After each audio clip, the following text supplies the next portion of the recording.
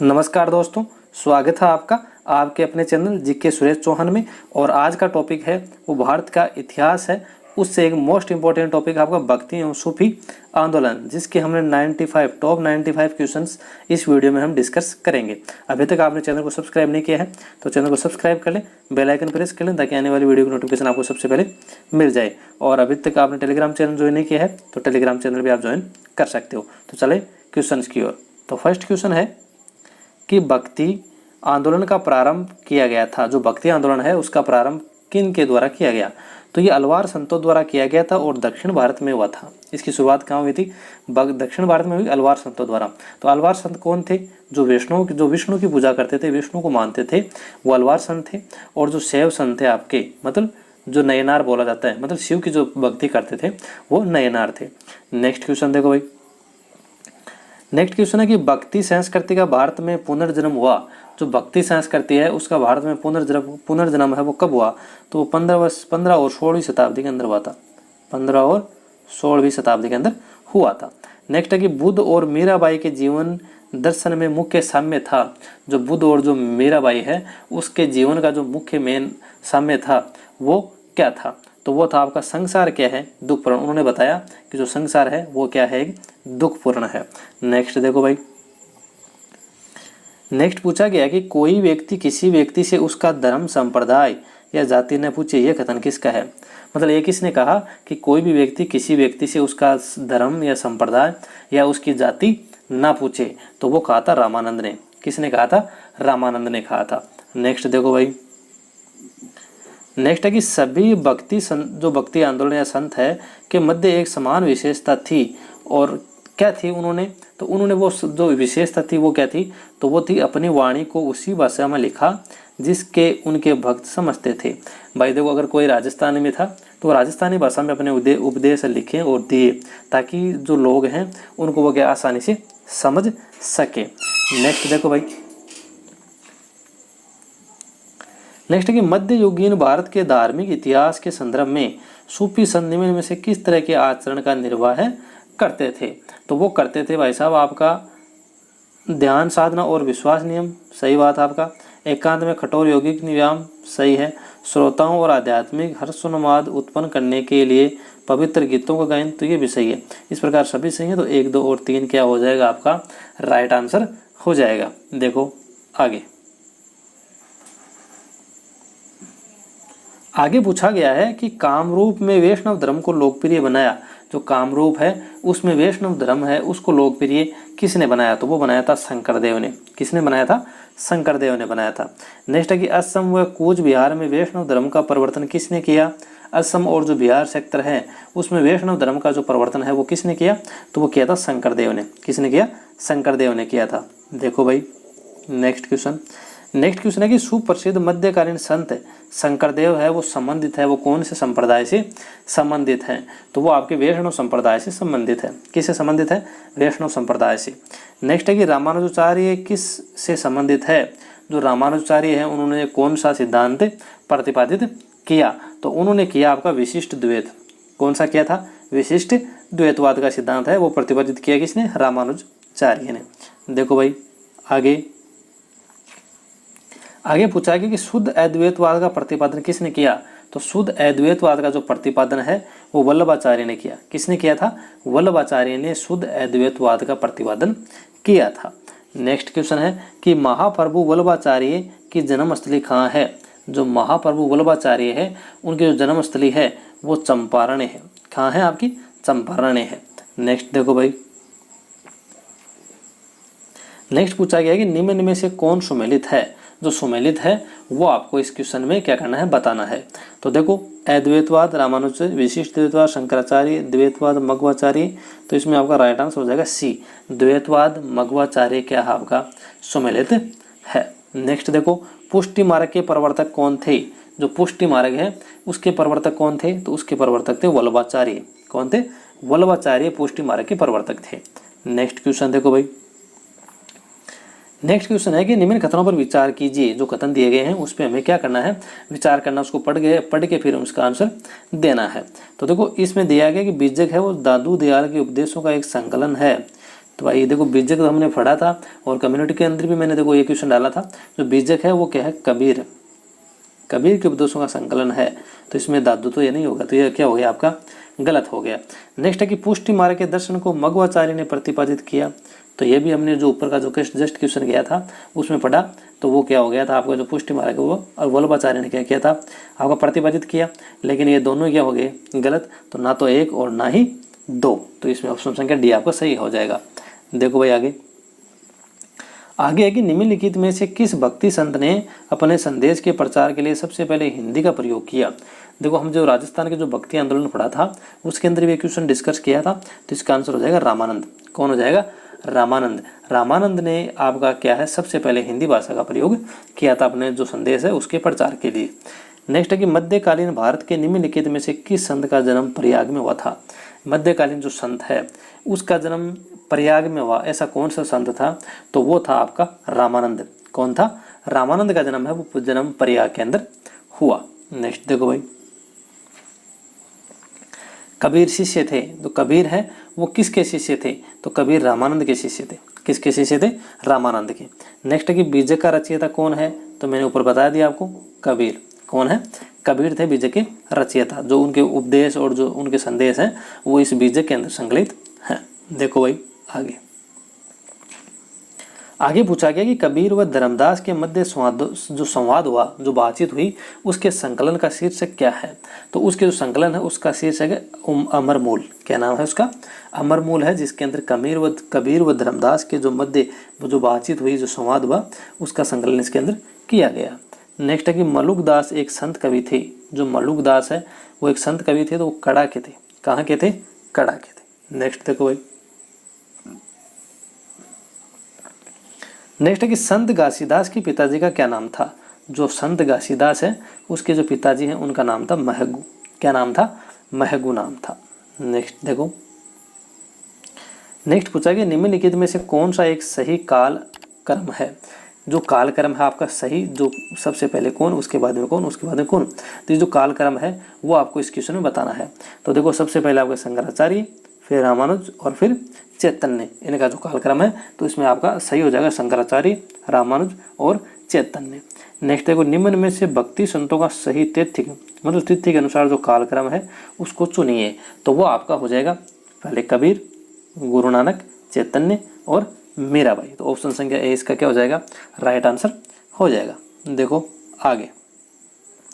आगे कि भगवान शिव की प्रतिष्ठा में कितने ज्योतिर्लिंग स्थापित हैं।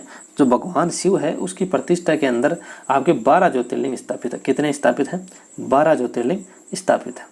नेक्स्ट है कि रामानुज के अनुयायियों को कहा जाता है, जो रामानुज के जो अनुयायी शिष्य थे उनको क्या कहा जाता है, तो उनको वैष्णव कहा जाता है। क्या कहा जाता है, वैष्णव कहा जाता है। देखो भाई आगे के निम्न में से कौन सा स्थल गुरु नानक का जन्म स्थल है। जो गुरु नानक का जन्म स्थल है वो बताना है, तो वो आपका ननकाना साहब है। कौन सा जगह है वो, ननकाना साहब। आपका इजी सा क्वेश्चन है, कई बार एग्जाम में पूछा गया है। नेक्स्ट देखो, नेक्स्ट है कि जिसके शासन में गुरु नानक देव ने सिख धर्म की स्थापना की वह कौन था। ऐसा उस समय भारत में किसका शासन था, जिस समय क्या गुरु नानक देव ने सिख धर्म की क्या की थी, स्थापना की थी। तो उस समय सिकंदर लोधी का शासन था। किसका शासन था, सिकंदर लोधी का। नेक्स्ट देखो भाई, नेक्स्ट है कि ईश्वर केवल मनुष्य के सद्गुण को पहचानता है तथा उसकी जाति नहीं पूछता। आगामी दुनिया में कोई जाति नहीं होगी, यह सिद्धांत किस भक्ति संत का था। मतलब ये किसने जो कथन है वो किसका था, तो ये बताना है आपको। तो ये आपका नानक का था। किसका, नानक ने कहा था कि जो ईश्वर है केवल मनुष्य को सद्गुण को पहचानता है, ना उसकी जाति पूछता है, और आगे की जो आपकी जो समय आएगा उसमें कोई जाति नहीं होगी। नेक्स्ट क्वेश्चन देखो, नेक्स्ट पूछा गया कि ईसाइयों का गुड फ्राइडे क्यों मनाया जाता है। जो ईसाइयों का गुड फ्राइडे है वो ईसा मसीह को सूली पर चढ़ाया गया था, इसलिए वो मनाया जाता है। नेक्स्ट है कि प्रसिद्ध भक्त कवियत्री मीराबाई के पति का क्या नाम था। तो जो राणा सांगा के जो पुत्र थे आपके राजकुमार भोजराज, क्या नाम था उनका, राजकुमार भोजराज था। नेक्स्ट देखो, नेक्स्ट पूछा गया है कि जो राग गोविंद है उसके रचनाकार कौन हैं। तो राग गोविंद के जो रचनाकार हैं वो आपकी मीराबाई है। कौन है, मीराबाई। नेक्स्ट देखो भाई, नेक्स्ट पूछा गया कि संतों को उनके काल अनुक्रम में नियोजित कीजिए, जो उनका समय था उस प्रकार उनको क्या करना है, अपन को एकदम सेट उसको करना है। तो वो आपका हो जाएगा, देखो पहले तो आपका आ जाएगा इसमें नामदेव, पहले कौन आ जाएगा इसमें, नामदेव आ जाएगा, फिर आएंगे कबीर, फिर नानक और फिर मीराबाई। तो इसके अंदर 2 1 4 3, 2 1 4 3, तो यह हो गया ऑप्शन संख्या सी। तो इसमें सी आपका क्या हो जाएगा, राइट आंसर हो जाएगा। नेक्स्ट देखो, नेक्स्ट है कि निम्नलिखित में से कौन इस्लाम से प्रभावित था। इस्लाम धर्म से जो प्रभावित था वो कौन सा संत था, तो वो आपका नामदेव था। कौन था, नामदेव इस्लाम धर्म से क्या था, प्रभावित था। नेक्स्ट देखो भाई, नेक्स्ट है कि निम्नलिखित जो भक्ति संत है उस पर विचार हमें करना है। इनमें से कौन उस समय उपदेश देता था जब लोधी वंश का पतन हुआ और बाबर क्या हुआ, सत्तारूढ़ हुआ। मतलब जो सिकंदर लोधी है या जो लोधी वंश है उसका तो समापन हो गया और बाबर ने क्या किया, वहाँ पे अपना राज्य स्थापित, मतलब जो मुस्लिम धर्म है, ईसाई धर्म, उसका वहाँ पे मुगलों का क्या हो गया, राज भारत में हो गया। तो उस समय आपका कौन था, तो वो थे आपके गुरु नानक। कौन थे, गुरु नानक। तो ऑप्शन बी केवल 2 थे। नेक्स्ट देखो भाई, नेक्स्ट है कि नामदेव किस व्यवसाय से संबंधित थे। नामदेव है वो कौन सा व्यवसाय करते थे, तो वो आपके एक दर्जी थे। क्या थे, दर्जी थे। नेक्स्ट देखो भाई, चैतन्य महाप्रभु किस संप्रदाय से संबंध है। जो चैतन्य महाप्रभु है उसका संबंध किस संप्रदाय से है, तो उनका जो आपका संप्रदाय है वो है वैष्णव। कौन सा संप्रदाय है, वैष्णव संप्रदाय से वो संबंधित है। नेक्स्ट क्वेश्चन है कि तुलसीदास किसके समकालीन थे। जो तुलसीदास हैं वो किसके समकालीन थे, तो तुलसीदास अकबर व जहांगीर के समकालीन थे। किसके समकालीन थे, जहांगीर और अकबर के। रामचरितमानस नामक के रचयिता कौन हैं। जहाँ रामचरितमानस आ जाए तो वहाँ पे आप आंख बंद करके तुलसीदास कर देना। क्या कर देना, तुलसीदास को राइट आंसर आपका हो जाएगा। देखो भाई आगे पूछा गया है कि निम्न में से कौन सी रचना संत तुलसीदास की नहीं है। जो तुलसीदास की रचना नहीं है वो हमें बताना है। तो तुलसीदास की रचना आपकी साहित्य रत्न नहीं है। कौन सी नहीं है, साहित्य रचना नहीं है। बाकी तो गीतावली, कवितावली और विनय पत्रिका तो इनकी रचना है। नेक्स्ट देखो, विनय पत्रिका के रचयिता कौन है। जो विनय पत्रिका है उसके रचयिता कौन है, तो इसको तो हमने ऊपर अभी देखो जस्ट पढ़ लिया, ये विनय पत्रिका आपकी है ना। तो इसमें क्या हो जाएगा आपका ऑप्शन संख्या 1 तुलसीदास। नेक्स्ट देखो, नेक्स्ट पूछा गया कि सुमेलित नहीं है। जो सुमेलित नहीं है वो हमें बताना है। तो देखो इसमें कौन सा है, ध्रुवदास भगत नामावली सही है, नाबादास भक्तमाल सही है, रसकांत रसिक प्रिया ये गलत हो गई भाई, उस्मान चित्रावली ये सही है। तो ऑप्शन संख्या 3 इसमें क्या हो जाएगा, राइट आंसर हो जाएगा। नेक्स्ट है कि निम्न में से कौन वरकरी संप्रदाय का संत था। जो वरकरी संप्रदाय है उसका संत कौन सा आपका इसमें जो निम्न दिया है उसमें कौन था, तो वह था नामदेव। कौन था, नामदेव वरकरी संप्रदाय का संत हुआ करता था। नेक्स्ट देखो भाई, जो वरकरी संप्रदाय है उसकी मुख्य पीठ अवस्थित है। जो वरकरी संप्रदाय है उसकी मुख्य पीठ कहाँ पे है, तो वो आपकी पंढरपुर में। कहाँ स्थित है, पंढरपुर के अंदर वरकरी संप्रदाय की मुख्य पीठ अवस्थित है। नेक्स्ट देखो भाई, भक्त तुकाराम कौन से मुगल सम्राट के समकालीन थे। जो भक्त तुकाराम है उस समय थे, उस समय मुगल सम्राट कौन था, तो मुगल सम्राट था जहांगीर। कौन था, जहांगीर था। आगे देखो भाई, आगे पूछा गया कि निम्न में से कौन भक्ति आंदोलन का प्रस्तावक नहीं था। जो भक्ति आंदोलन है उसका प्रस्तावक कौन सा संत नहीं था, तो वो था नागार्जुन। नागार्जुन है वो भक्ति आंदोलन का प्रस्तावक नहीं माना गया है। नेक्स्ट देखो, ये क्वेश्चन आपका थोड़ा लेंथी है, इसको आप यहाँ से देख लो। ये देखो इसमें कथन ए और दूसरे को कारण आ रखा गया है। कथन और कारण के बीच में आपको क्योंकि जरूर लगाना है। क्योंकि क्या लगाना है, क्योंकि, ताकि आपका आंसर है वो आराम से इजीली सोल्व हो जाए। देखो, मध्यकाल में संगीत पर संस्कृत में लिखी गई अनेक पुस्तकों पर फारसी में अनुवाद किया गया। देखो क्या लिखा गया इसमें कि मध्यकाल में जो संगीत पर संस्कृत में जो पुस्तकें लिखी गई उसका क्या गया, फारसी में अनुवाद किया गया, है ना। और फिर देखो, आरंभिक चिश्ती जो सूफी संत है संगीत सभाओं जिन्हें समा कहा जाता के शौकीन थे, तो ये भी सही है और ये भी आपका सही है। लेकिन ये मतलब क्यों के बीच में लगा दिया, तो मतलब इसका अनुवाद तो किया लेकिन इसका शौकीन थे, इसका क्या मतलब होया है, तो दोनों सही, लेकिन ये व्याख्या इसकी सही नहीं है। तो देखो इसमें क्या होगा, इसके अंदर होगा आपको बी ऑप्शन। क्यों?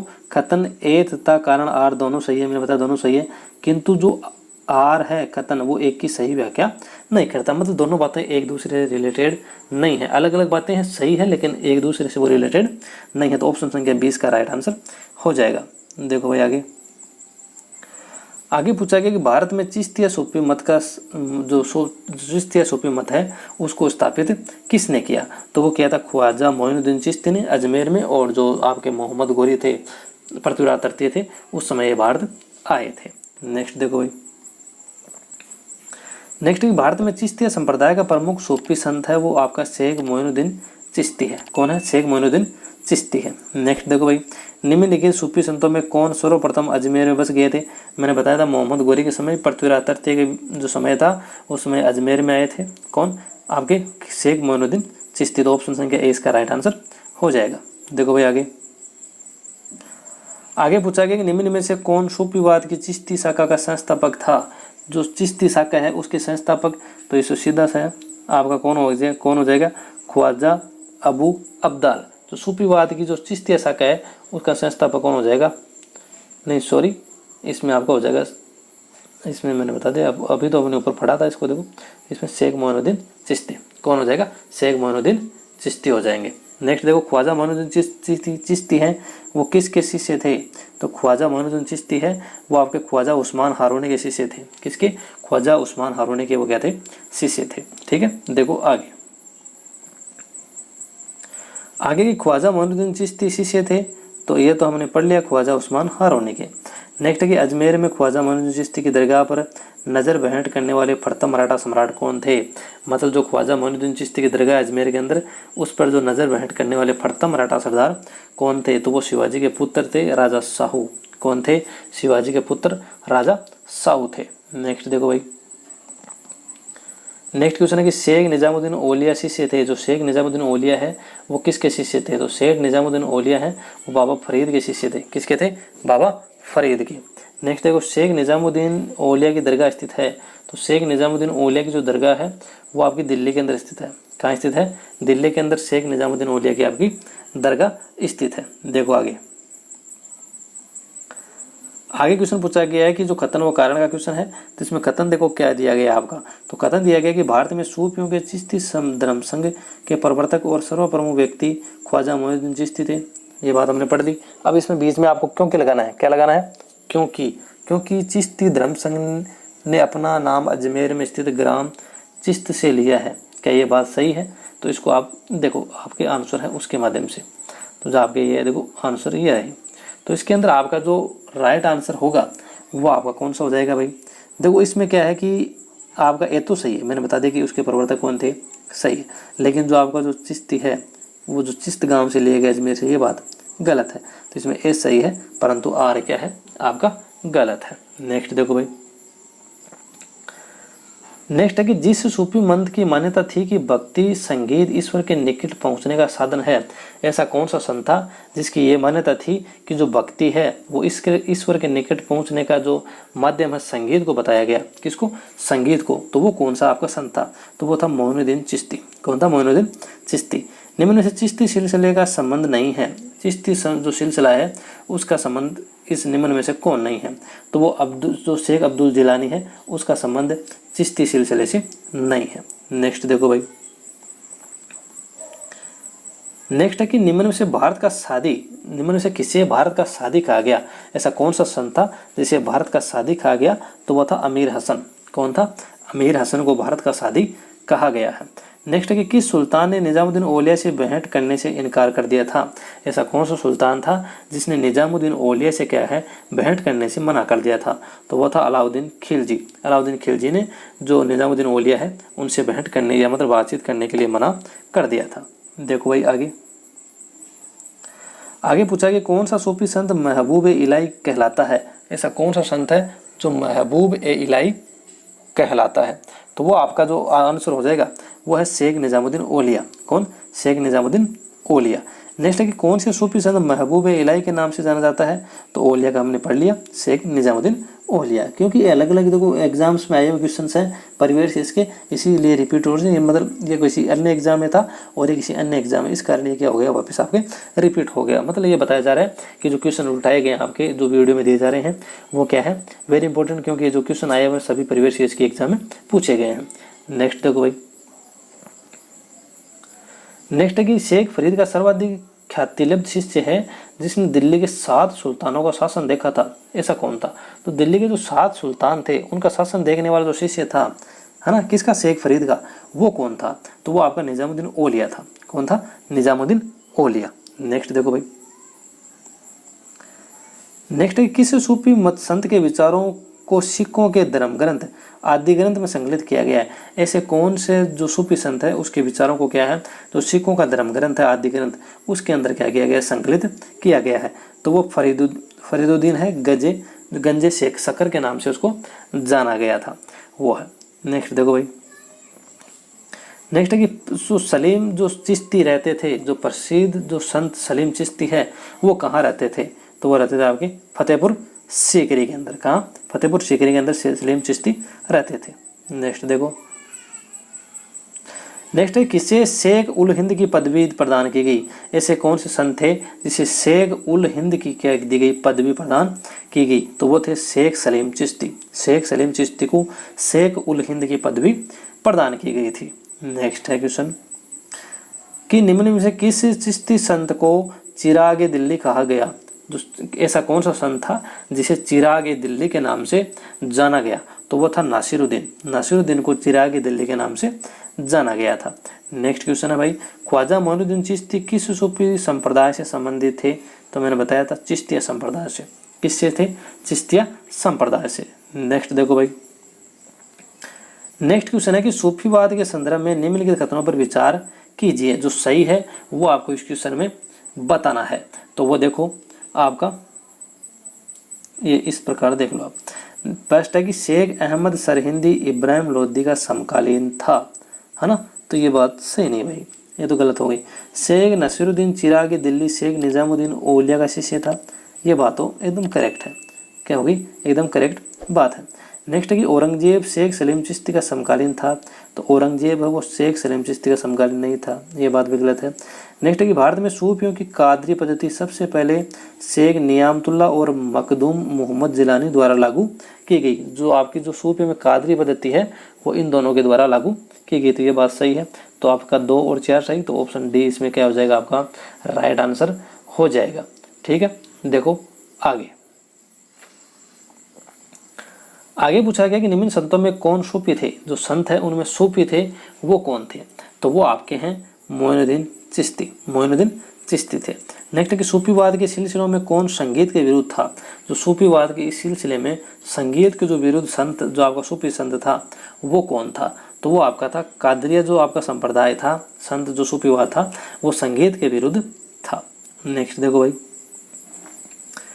अति कट्टरपंथी सूफी संप्रदाय कौन सा था? जो अत्यधिक जो कट्टरपंथी सूफी संप्रदाय था वो कौन सा था? तो वो नक्शबंदी संप्रदाय था। कौन सा था?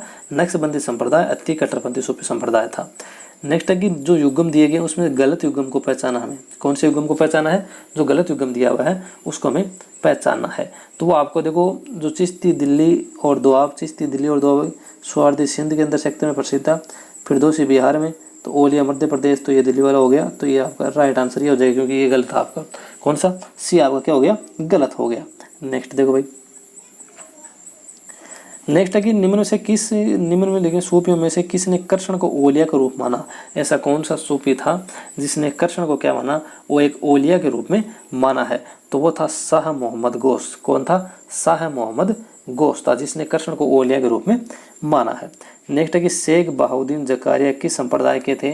तो शेख बहाउद्दीन जकारिया हैं वो आपके सुहरावर्दी संप्रदाय से के थे। किसके थे? सुहरावर्दी संप्रदाय के वो थे। नेक्स्ट देखो भाई, नेक्स्ट है कि निम्नलिखित में से किसका संबंध सूफीवाद से नहीं है? ऐसा कौन है जिसका जो संबंध है वो सूफीवाद से नहीं है? तो वो आपके उलेमा है। उलेमा का जो संबंध है वो सूफीवाद से नहीं है। नेक्स्ट है कि कृष्ण जीवन परक प्रेम वाटिका काव्य की रचना किसने की? जो प्रेम वाटिका है उसकी रचना किसने की? तो प्रेम वाटिका की जो रचना है वो आपकी रसखान ने की थी। किसने की? रसखान ने प्रेम वाटिका की रचना की। देखो आगे पूछा कि निम्न में से कौन एक भक्ति आंदोलन से जुड़ा नहीं है? जो भक्ति आंदोलन से जुड़ा नहीं है वो हमें इस आपका क्वेश्चन है उसमें बताना है। तो वो आपका अमीर खुसरो था। अमीर खुसरो भक्ति आंदोलन से जुड़ा हुआ नहीं था। नेक्स्ट है कि बारहमासा की रचना किसने की? जो बारहमासा है उसकी रचना किसने की? तो बारहमासा की रचना की थी मलिक मोहम्मद जायसी ने। किसने की? मलिक मोहम्मद जायसी ने की थी। नेक्स्ट देखो,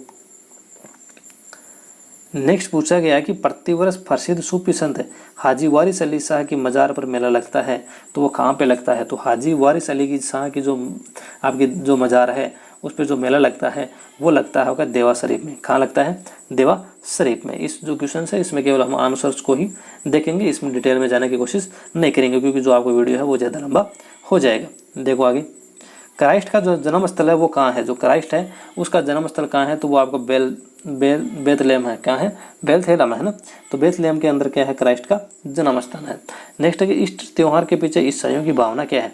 जो आपका ईस्टर त्योहार माना जाता है उसके जो पीछे है जो ईसाइयों की भावना वो क्या है? तो इस दिन है जो ईसा है वो क्या हुए थे? पुनर्जीवित हुए थे, इस कारण ईस्टर मनाया जाता है।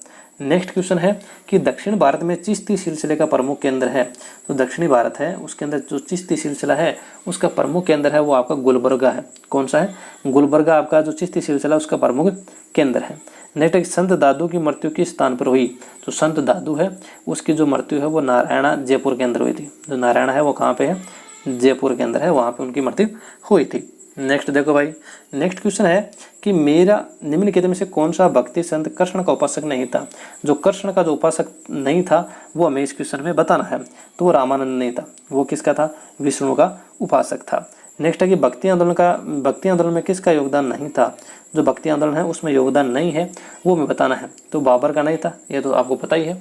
मीराबाई थी, कबीरदास था, एकनाथ था, लेकिन बाबर नहीं था क्योंकि ये आपका क्या था? एक मुगल शासक था। नेक्स्ट देखो भाई, नेक्स्ट है कि सतनाम पंथ के संस्थापक कौन है? जो सतनाम पंथ है आपका उसके संस्थापक कौन है? तो उसके संस्थापक है गुरु घासीदास। कौन है? गुरु घासीदास संत नाम पथ के आपके क्या है? संस्थापक है। नेक्स्ट देखो, बिदरी क्या है? जो बिदरी है वो क्या है? तो जो बिदरी है वो आपका बिदर के शिल्पकारों द्वारा तांबे और चांदी पर किया गया जड़ाऊ काम है। जो बिदर के जो शिल्पकार थे उनके द्वारा तांबे और चांदी में किया गया वो जड़ाऊ काम है। नेक्स्ट है कि खालसा की स्थापना करने वाले निम्न में से कौन थे? जो खालसा की स्थापना है वो किसने की? तो जो खालसा की स्थापना गुरु गोविंद सिंह ने की थी। नेक्स्ट देखो भाई, नेक्स्ट है कि सूफी संतों के मकबरे को कहा जाता है। जो सूफी संत होते हैं उनके मकबरे को क्या कहा जाता है? तो उनको कहा जाता है दरगाह। दरगाह है वो सूफी संत के मकबरे को कहा जाता है। नेक्स्ट है कि मणिग्राम्य और नानदेशी निम्न में से क्या थे? जो मणिग्राम्य और जो नानदेशी है वो क्या थे? तो वो दक्षिण भारत के प्रसिद्ध व्यापारी संघ थे। ये तो आपका जो 6वीं या 7वीं क्लास की जो NCERT है उससे ये क्वेश्चन उठाया गया है। तो दक्षिण भारत के जो प्रसिद्ध व्यापार संघ थे उसका जो नाम है वो मणिग्राम्य और नानदेशी के रूप में पहचाने जाते हैं। नेक्स्ट क्वेश्चन देखो भाई, नेक्स्ट क्वेश्चन है कि हेजियोग्राफी संबंधित है।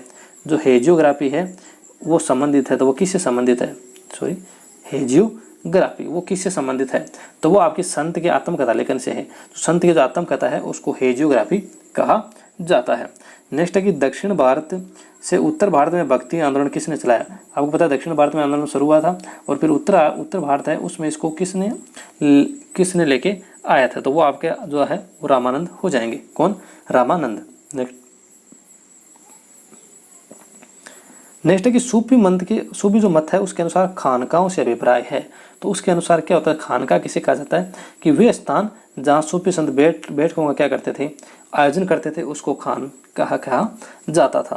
तो हमने 95 क्वेश्चंस को जो डिस्कस कर लिया है। अभी तक भी वीडियो को लाइक नहीं किया है तो वीडियो को लाइक कर दे, अपने दोस्तों के साथ शेयर करना ना भूलें और इसी प्रकार की वीडियो देखने के लिए चैनल को क्या कर ले? सब्सक्राइब कर ले, बेल आइकन प्रेस कर ले ताकि आने वाली वीडियो की नोटिफिकेशन आपको सबसे पहले इस चैनल पे मिल जाए। आज के लिए बस इतना ही, मिलेंगे नेक्स्ट वीडियो में। Thank you, all the best.